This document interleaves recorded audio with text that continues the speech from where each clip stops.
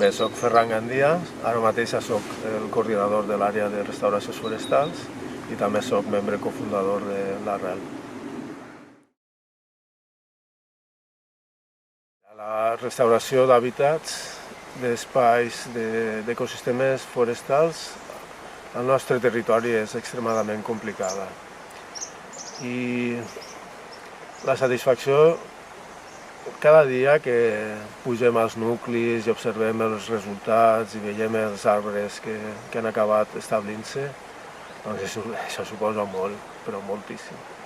Perquè, clar, molta gent pot veure que és un arbre de 3 metres d'alçada, poca cosa, en un espai molt reduït, i des de fora, la gent que no està introduïda doncs pot pensar que això no és res, perquè en comparació amb 1 milió d'hectàrees forestals que hi ha al País Valencià, el nostre treball és insignificant. Però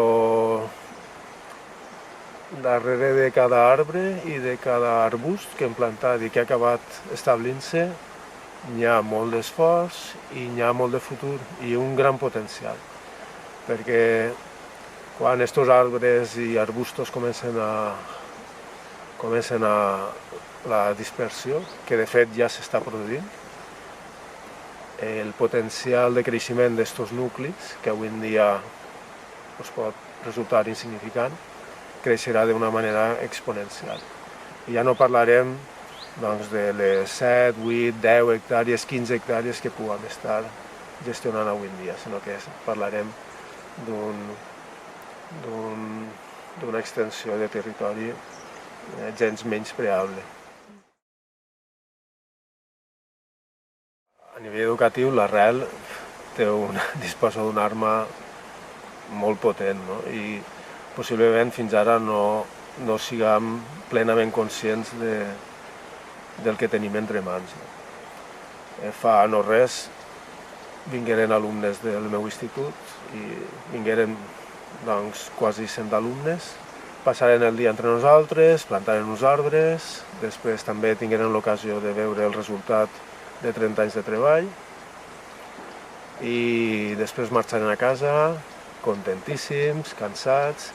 L'endemà en l'institut moltíssims ens reconegueren que ho havien passat molt bé i a banda de l'experiència d'aquestes hores, l'experiència ja els queda gravada en el cervell. Jo l'altre dia deia que aquest dia sembràrem més que mai, perquè aquesta llavor que hem sembrat en els cervells de cadascun d'ells, amb el temps donarà fruit. I això és el camí. Hem de continuar treballant, fent el nostre treball i al mateix temps fer educació ambiental. És compromís, és responsabilitat, és utilitat, és amistat, és experiència, és aprenentatge, és coneixement d'un mateix, són tantíssimes coses.